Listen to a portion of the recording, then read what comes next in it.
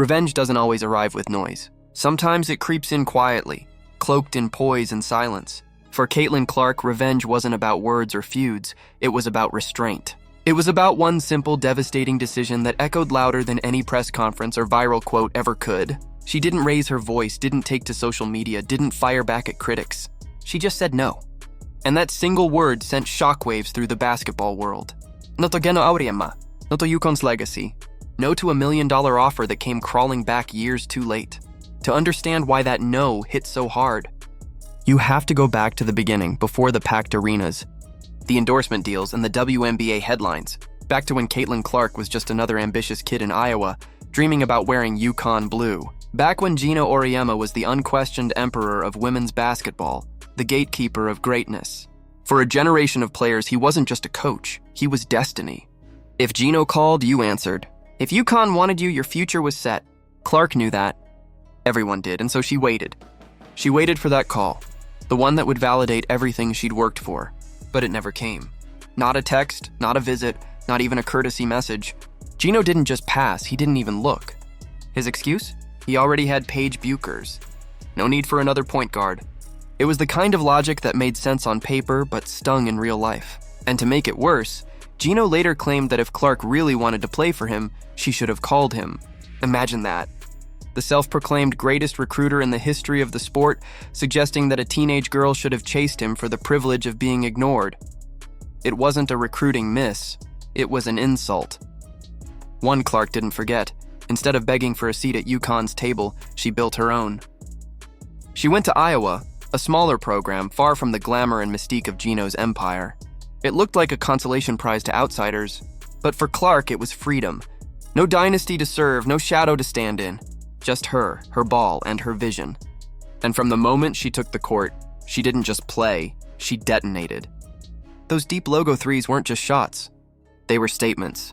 Every assist, every broken record, every sold-out crowd, each was a receipt stamped with quiet fury.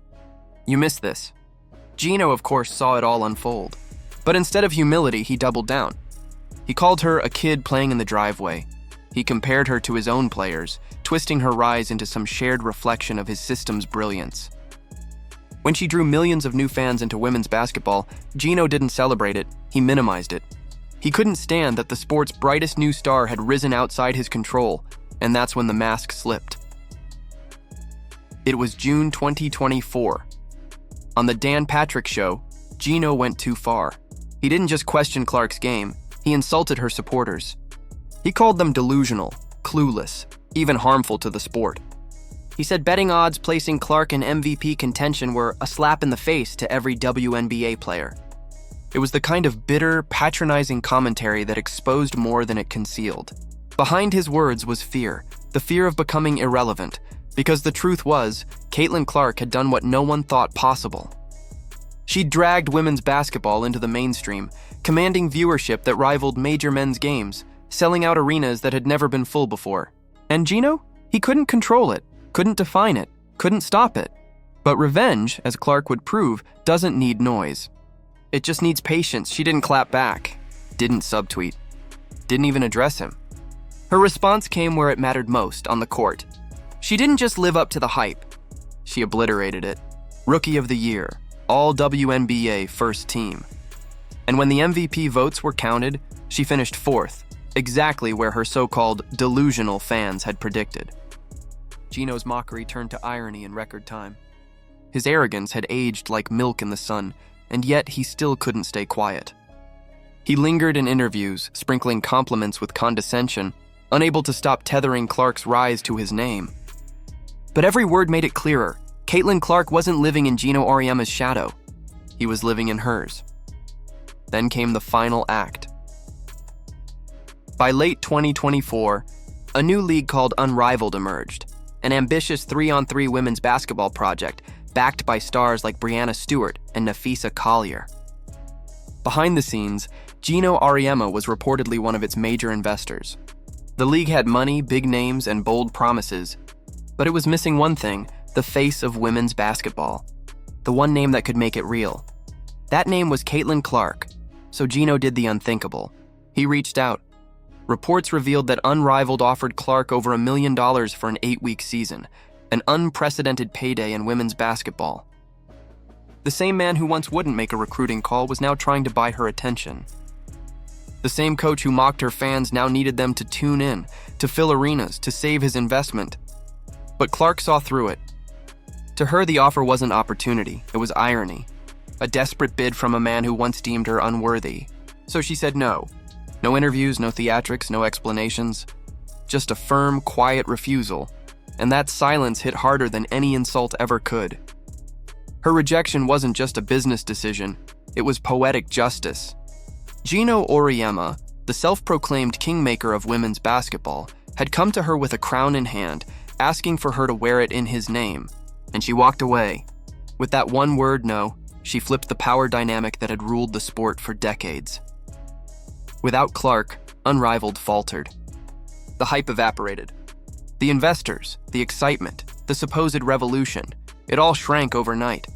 The $1 million offer became a symbol of defeat, proof that even Gino's money couldn't buy back relevance. Fans noticed. The internet noticed. Memes, tweets, commentaries, all celebrating the poetic justice of it all. The once great gatekeeper, humbled by the very player he ignored. But what made it so devastating wasn't the rejection itself. It was the way she did it. Gracefully. Wordlessly. Without pettiness or spectacle. She didn't burn bridges. She simply outgrew them. Gino's mistake was never missing out on a recruit. His mistake was believing women's basketball couldn't evolve without him. He thought his approval was the sun, that every star revolved around his orbit. Caitlin Clark proved she didn't need his light to shine. She was the light. Her no wasn't just personal. It was generational. It said that the new age of women's basketball doesn't need gatekeepers. It needs believers. It doesn't need legacy programs. It needs freedom, personality, and vision.